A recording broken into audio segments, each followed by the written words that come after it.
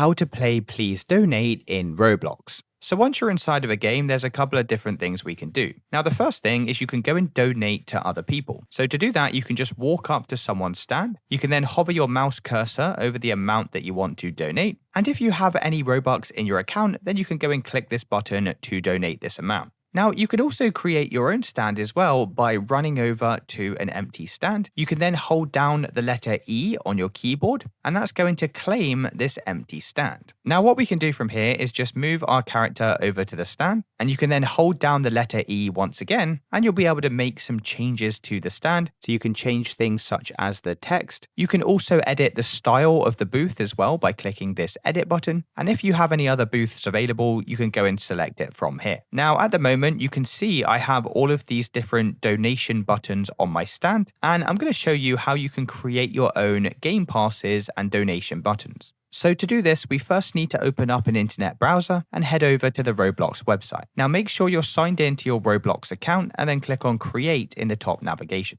From the left-hand side, select Creations.